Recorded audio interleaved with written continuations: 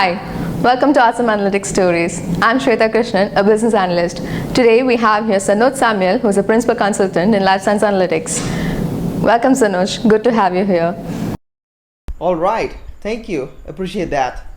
And as you mentioned, when I started this role, I assumed principal consultant role in life sciences practice at Agilisium because nobody else was owning it. And Agilisium is a data and analytics solution provider for life sciences companies. Of course, we do deal with different industries, but just for you know, and we're having a fantastic partnership with AWS. And with over a decade of experience, I've spent a number of years tackling some of the challenges that pharmaceutical and med devices companies face and trying to leverage what data and analytics can solve and the resulting insights to guide and instrument the businesses. So it's a pleasure to be with everyone today. Now you might have come across this question for a number of times, but still, why are sales and marketing in pharma so critical as other functions? Okay, that's a great question. Let me just give you a little bit of background, okay?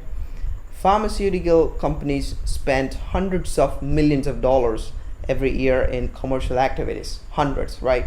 So they are targeting two main people in the marketplace, right? The HCPs, we call them, healthcare providers, physicians, or payers, nurses, pharmacists, and so forth, right? And another one are patients, right? So it's so important for them to get through all this noise in the marketplace because what they're trying to do is to target the right person, right? With the right message, with the right portion of their journey. Can be the patient journey, because they want to convince them that the drug that they have is specifically for them and is really going to help improve the patient's life and quality of life, and as well as it can save their lives. So when you think about what's at stake, well, there's a couple of drugs in the market today, especially in the cholesterol market, like Lipitor or Crestor. You might have heard some of those, right? So do you know what are those sales per year at a peak? Any rough guesses you make? I can give you a figure, okay? Between 9 and $13 billion a year. Oh, that's huge, right? So now behind all of this, right, you see all these ads or something. It's a massive commercial operation behind that. And you know why? Because FDA mandates that it's all the stuff has to go through an internal review and an approval process called medical, legal, and regulatory, right? So think about some of these pharma companies, say for example 5, 10, or 20 drugs they have, right? So it takes anywhere from 3 weeks to about 6 months to get one program through this review process. And these companies have somewhere between roughly 10 to 15,000 individual programs per product every year. So before anything gets out the door, or any rep says a word, or you see a thing printed, or you hear anything on TV, right? That has to happen. So just imagine the massive work that's been happening behind the scenes in commercial. All right, let's jump right into the next question. Why are commercialization of drugs so complicated?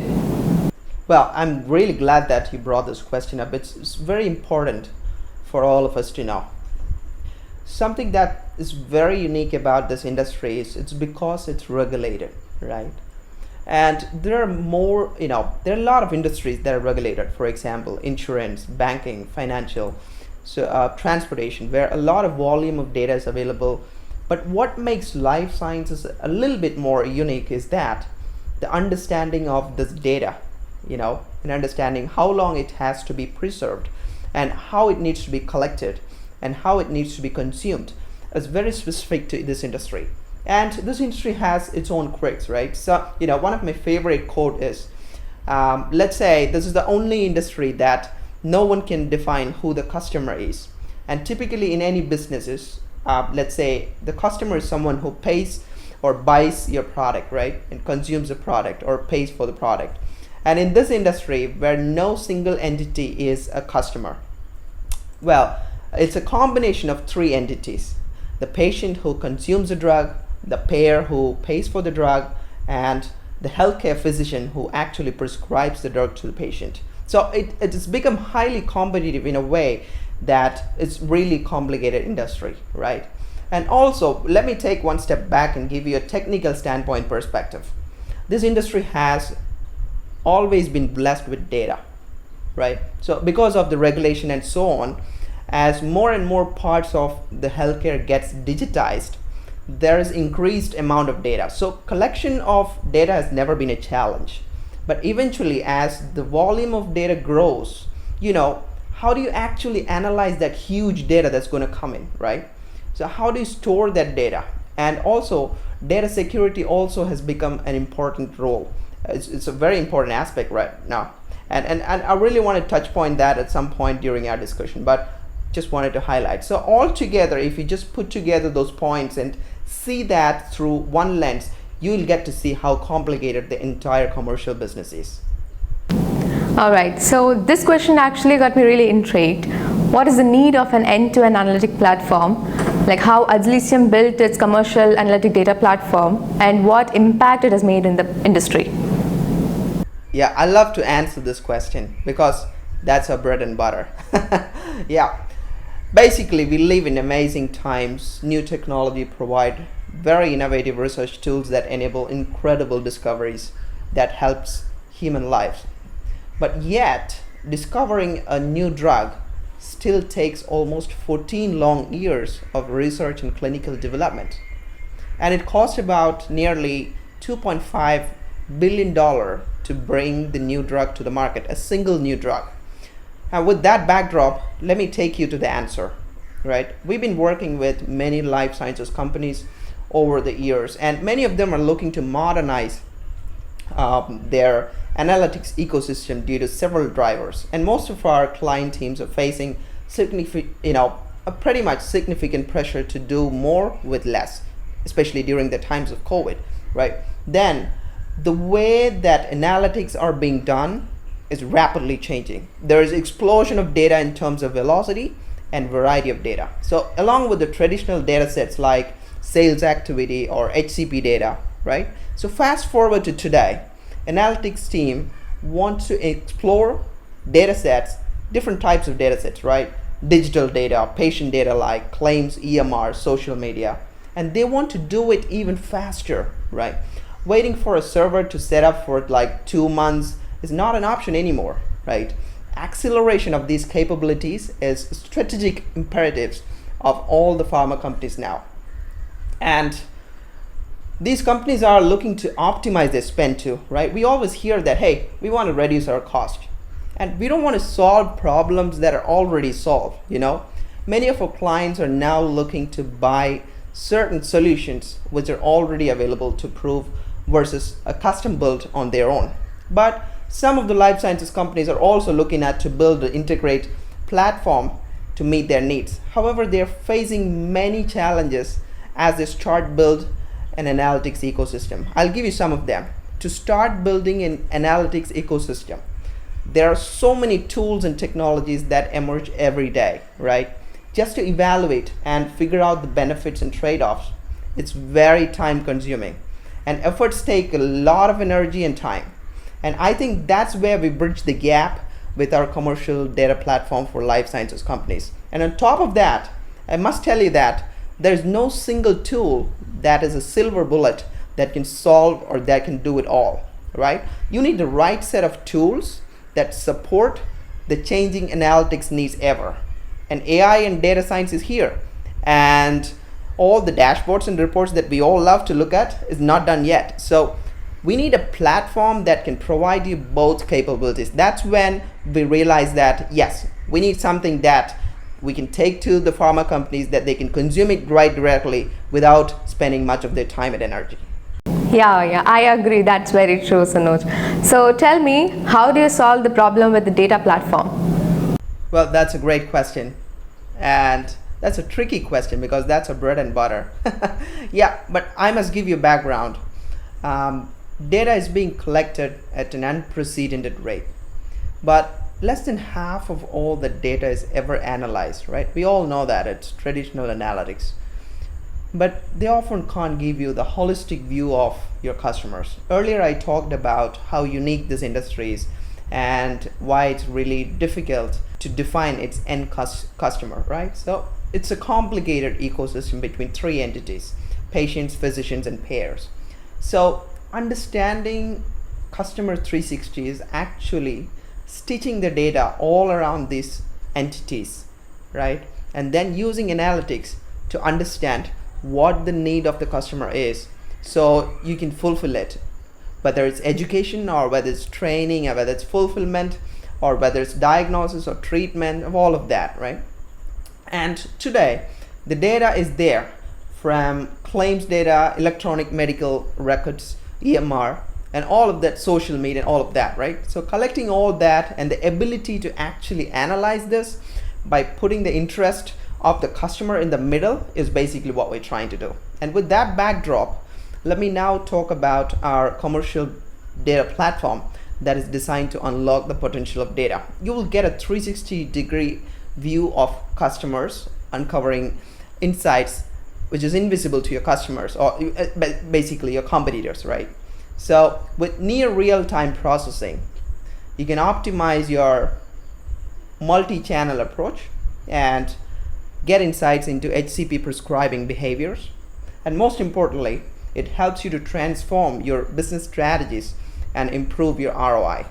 Because at the end of the day, we're helping the pharma companies to prioritize customers to then have the right message and the right mix of channels, and help them understand how their budgets and how their investments are making a difference in getting the right medicines to the right patients. So the skills required are highly quantitative and logical when it comes to building an end-to-end commercial data platform, right? So that's why we have people from various backgrounds. We have some from engineering people, we have statisticians, we have experience from media, financial services, retail, consumer goods, along with life sciences, which gives us a unique mix of skills and experience. And that is how the whole system is built. Well, that's interesting, Sanoj. Could you also share some aspects of security and governance of your commercial data platform? Well, thank you, Sweta, for bringing that up. It's one of our favorite topics, security and governance, right? We all love it. We all love that. And it's enormous data out there, which makes the security and governance even more important in this context, because especially when it comes to cloud, right? The goal is to bring medicines to patients faster. And this simply would not possible in the time span that we have. And one of the key reasons why we rely on AWS is because of its enterprise class security. So by leveraging the AWS capabilities, we're able to manage all of the metadata and policy information in a centralized fashion. Basically, we started with the foundation, which is AWS, and then we built on that foundation with a number of great partners that have all worked together collaboratively to allow us to deliver the really end-to-end ecosystem, right? The platform is very secure, and at the same time, it's very cost-effective. Well, that's great, Sanoj. When it comes to data platform implementations, right, could you please elaborate on your experiences or any other recent customer journey? Sure, I'd love to share some insights. Let me walk you through a journey of client who I know them very well. And this client was actually planning to launch their first specialty product. And they were looking to establish analytics capability infrastructure, pretty much greenfield. So their vision was to establish a centralized data repository for enterprise with a goal to drive performance excellence with data and analytics. So this required an agile and scalable platform, which they were hoping that we can build for them. And that's when the journey started. Just a few months before their launch was scheduled. And then they established a daily and a commercial data warehouse to support their product launch.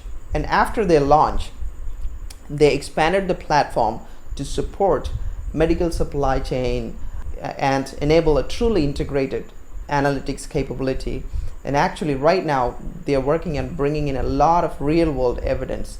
So that's one of the solutions that we put in helping with this client. And now fast forward a month, our client had a very successful launch and they were up and running in less than 4 months with capabilities that even some of the larger competitors were lacking those capabilities.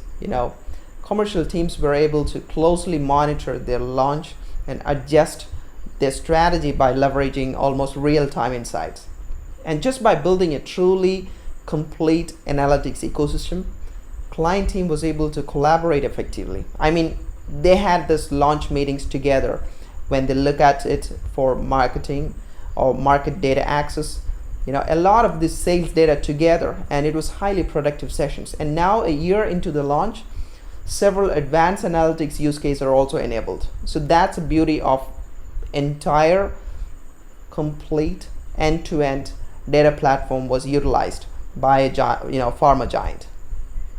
Oh, that's good to know, Sanoj. So tell me, what are the data sources that you deal with generally for the commercial data platform? Well, in order to bring the highest degree of insight generation, we have dealt with mainly three data sources.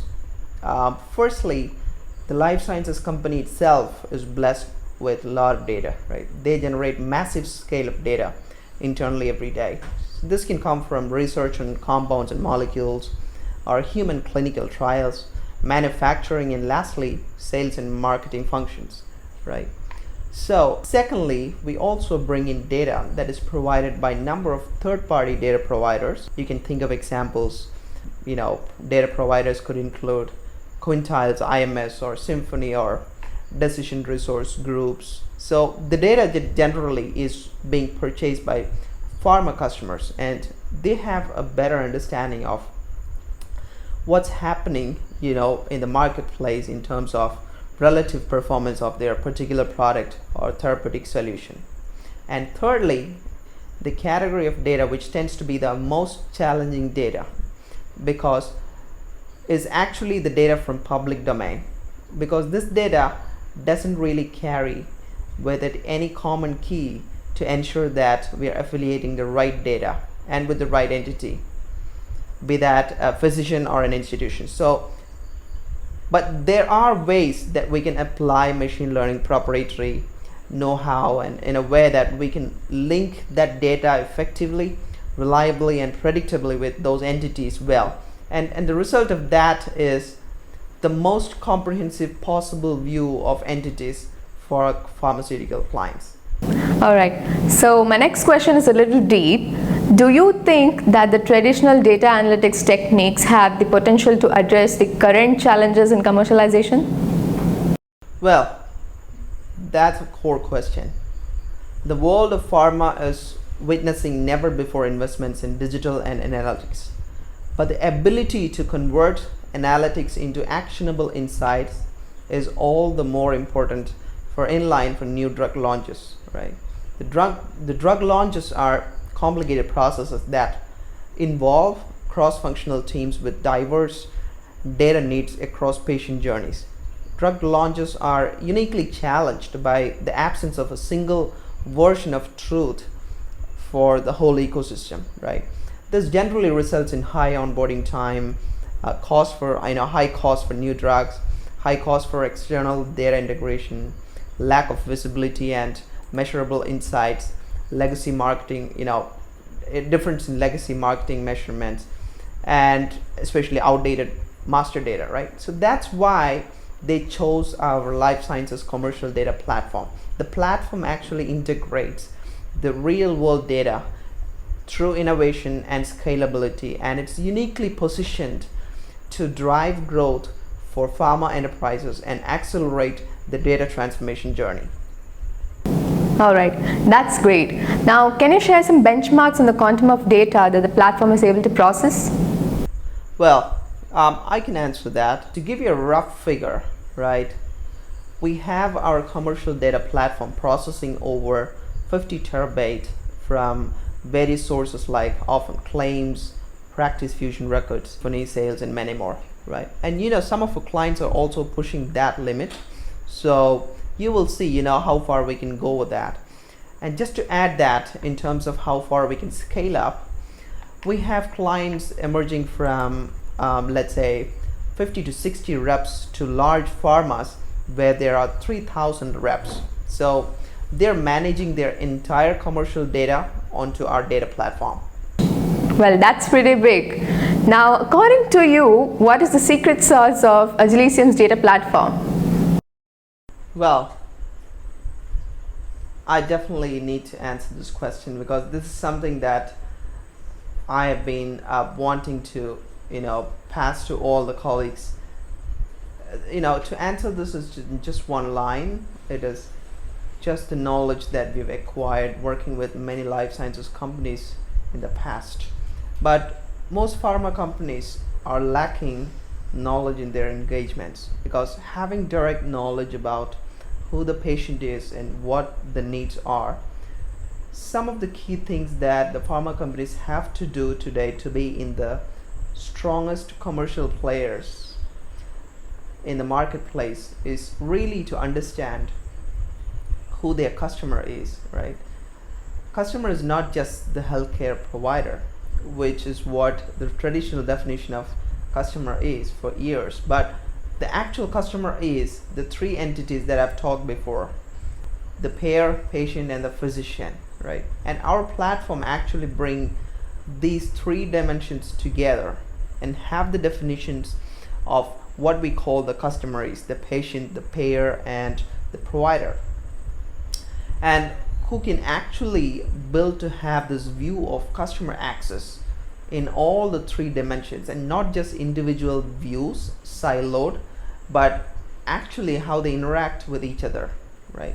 And how they can actually make those decisions, commercial decisions, and how to engage with their customers and how to promote the products with its customers, right? How to deliver the value and outcomes to those customers. That's more important, and that's what the platform delivers.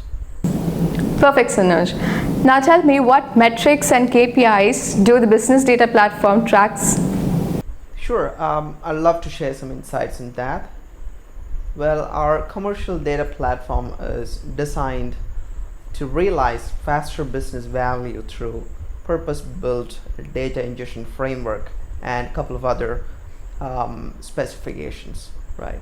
The commercial data platform have helped customers in many ways, right from analyzing the ground market actions, reduce data onboarding time, increase specialty drug sales, market share, and visibility into patients, hospitals, practitioners, and lastly, bringing or building a stronger cost-effective pipeline for newer drug releases. Basically, the platform is designed to unlock a 360 degree of the customer views, uncovering insights which is invisible to the competitors, helping to transform the business strategies and improving the ROI.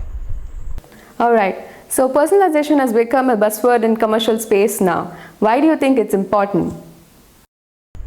Sure, I want to share my perspective here, right? Today, all of us, we interact and engage with various new age brands like Netflix, Amazon, Airbnb, right? These brands are setting up new benchmarks, right? Providing a highly personalized experience in a seamless manner. And we all know that this is as a result of they started understanding the customer needs exceptionally, and so the outcome is that each of us as a customer, we have started to expect similar experience from different brands across other industries, irrespective of whichever industry you are or in domain, right? That whatever you engage with, right? We need a similar experience with the brands that we interact with. That's the normalcy now. And so far, more commercial operations today are facing challenges in keeping up with this changing expectation of the customer, enabling the commercial teams with more and more real-time data and cutting-edge analytics can solve this problem. All right, now let's get a closer look of your goals in AWS, right? How are your life science practice goals aligned with AWS? Yeah, it's a pleasure to answer this question because we have a strong partnership with AWS. And what we really are trying to achieve together here with AWS and Agilisium Life Sciences practice is really focusing on helping transform where you go from bench to bedside or from lab to real life, is to really transform the value chain so that our life science customers can take care of their patients quicker, faster, and better in that regard.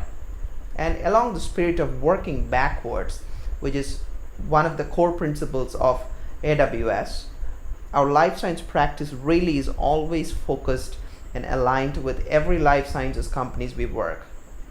And if you look at their missions of those big pharma clients that we work, they probably all of them share a common word, right? And that word being reference to a patient. So we want to help them achieve that outcome.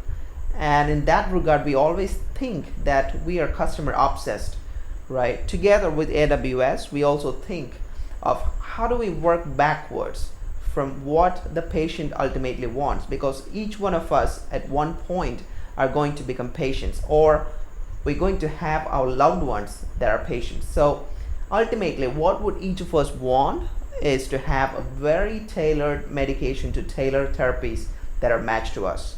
And to achieve that level of sophisticated matching of therapy to an individual, when you think of what got us here in pharma, is not going to get us there.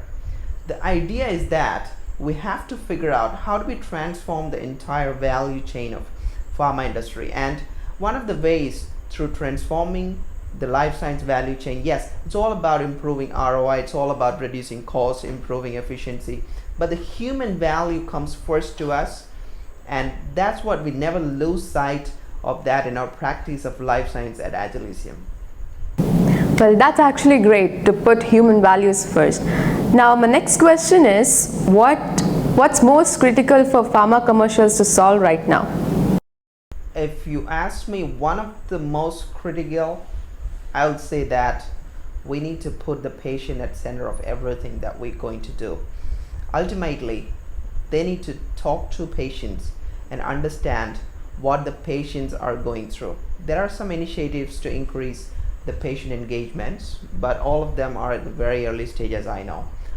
So looking at the sales and marketing part of the value chain, pharmacies capture data on customer interactions to create highly responsive and agile sales plan. Well, big data insights about the market can be used to optimize call planning, defining compensation plans, and mapping regional customer segmentations.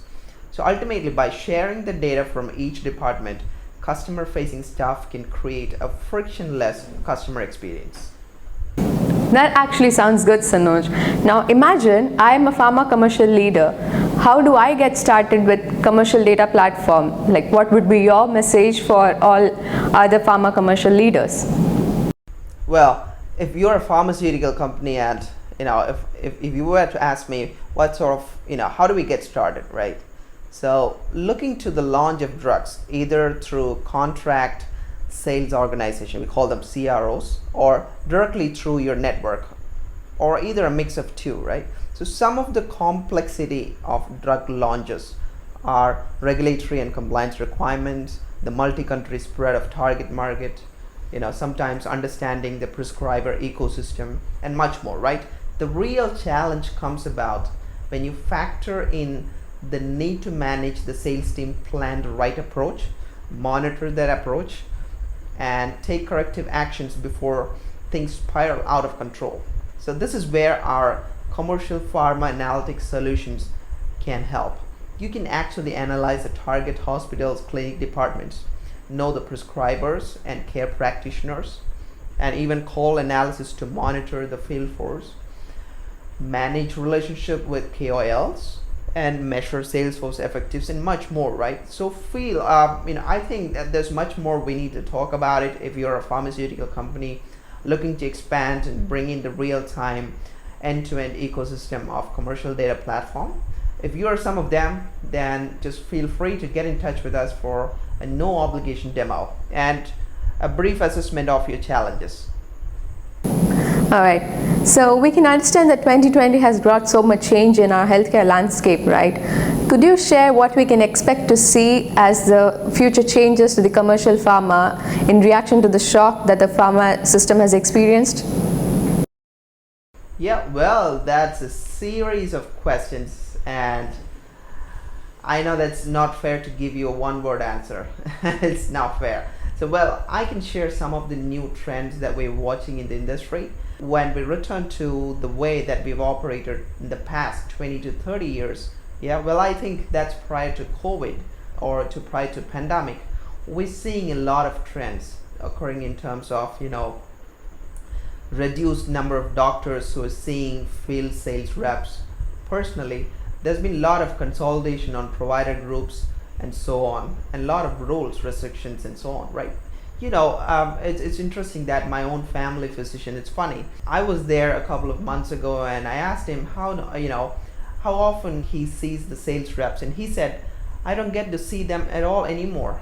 It's a new rule that he's part of his group has, he's part of his group has already bought by a big hospital organization out there, and he mentioned that he actually misses those free lunches as well. Who wants to miss a free lunch, right?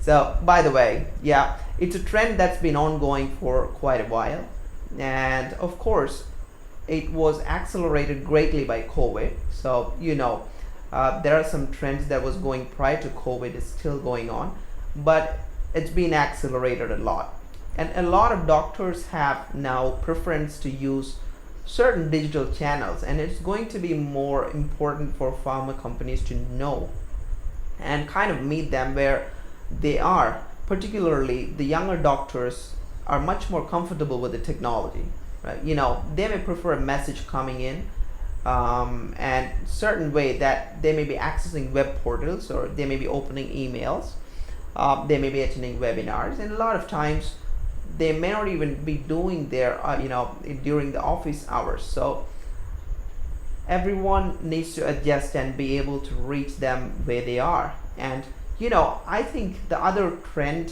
that's occurring in this digitization is the trend for the effective organizations, and actually less messages but more impactful and more relevant messages. And doctors are going to love that when it actually works, because they're not being flooded with 1,000 emails, and that actually perhaps messages coming even from different departments within the same company or within the same brand itself, right? So that kind of leads to another trend, and that's really the orchestration and the coordination of communication with providers from pharmaceutical companies.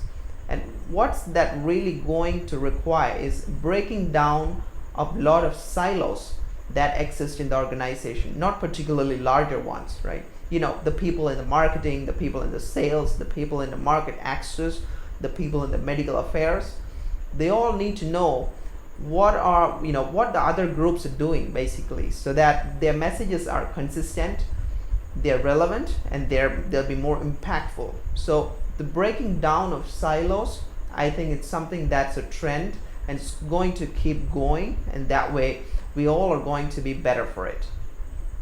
All right, so every business is experiencing disruptions during this COVID-19, right? And we know that healthcare is no exception. But what draws my attention is the critical supply chain that must continue. So tell me, Sanoj, what are the challenges that pharmaceutical and biotech companies are struggling with to maintain this critical supply chain? Great. I think the context of your question is so critical in a day and age that we are living, right? So come March 15, when COVID situation got on us, the world came to stop in a certain extent, right? So we all caught into this COVID situation. People are going through life-threatening diseases, whether it's chronic disease or acute disease, right? So there's a whole situation become like an extensive, and the credit goes to a lot of physicians and doctors. They have made a rapid adjustment to make the telemedicine available and make the other ways of getting the patient. But one of the critical components is, how do you continue to link between physician and the sales rep? And if you are a pharma rep and you're having those conversations, you used to have those conversations in the physician's office, right? Unfortunately for pharmaceutical companies, there was a growing problem which came to the surface. Also, there was a lot of denied access or reduced access in physician's office prior to COVID itself.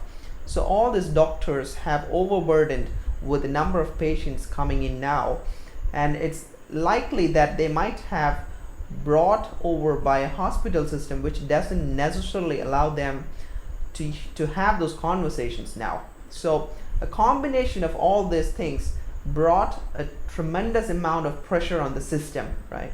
And the companies and the sales backup operations, the back office departments, which is supporting these reps and doctors, had this additional challenge of how do we solve that. So the companies have done a really good job of trying to engage them, make the supplies available, make the samples available, or have those necessary components which goes on, but it's a tremendous challenge to keep connecting. All right. It would be great if I could hear from you what your thoughts are on the magnitude of the change that we will see is going to happen, which you feel is going to happen. Well, we've seen some movements, but is this movement temporary or will we see lasting, durable change? So the question that I'm going to ask here is very simple. Where do you see pharma in 5 years in regards to changing its commercial model and infrastructure? Well, first to give you a little perspective on that, which is a great question, by the way, there's going to be a lot more data, right? A lot more data, emphasis on digital channels. And I don't just mean that, ways of reaching healthcare providers, but if you think of proliferation of, apps and healthcare consumers use, or digital therapeutics, wearable things like that, right? That there's a lot of data going to come in. The amount of data that's going to come from everywhere, and we really need to focus on how to harness the technology that's going to be able to sort through this just gigantic amount of data and come up with insights, give us that tools that we need to decide on what we should do next and how can we more effective in order to be more productive. And I think another big change that's coming in our way is the topic of data itself, right? Things like real world data, real world evidence, which are primarily used in R&D and clinical side of things. But right now, I think you're going to see that sweeping another over to the commercial side and being used for things like outcome-based pricing or value-based pricing for drugs or for medical devices for that matter. It's going to be affecting things like market access and a lot more in that area. All right, we're almost at the end of our interview. Do you have any words of wisdom that you'd like to share with our audience? Yeah, sure. One of the things which COVID situation has brought up to the world is acceleration of digital transformation. So things which you could have been thinking, I would have this on roadmap for next 5 years or 7 years or 10 years, then that maybe needs to be in your roadmap next year or 6 months from now, because the urgency is there. We've been seeing, I'm not going to name those companies, but we have seen companies disruptions, right? Disruptions in every single industry, and pharma is anyways not immune to it at all. So there are real world situations today that there are clinical trials which are stalled, or there are patients who are not able to visit the site, clinical trial sites, and the site investigators are not able to connect with the patients, right? So the way it can happen is digital transformation, right? Technology is your friend. We can do so much better with technology, where we need to find use cases where you can take a micro level and apply. You still need a macro strategy, but the use cases can go to micro level to solve that problem. So there is also a lot of time people think that projects can get delayed because we need to optimize the cost. We have in uncertain times there are challenges, right? But there are opportunities for cost optimizations also in this kind of situations, what we can do. All right, from a final question to you, what is Agilisium doing apart from life sciences? Of course, yeah, definitely there are a lot more areas that we're working, but essentially, on a nutshell, we want to make this world a better place to live. Imagine a world where we can capture criminals at the scene of crime and not years later. Imagine a world where we can eradicate disease as it breaks out and not thousands of deaths later. And together as a company, we want to use data to truly improve the lives of humans, millions of humans in that way. Well, it was great having you here, Sanoj. Thank you for joining us.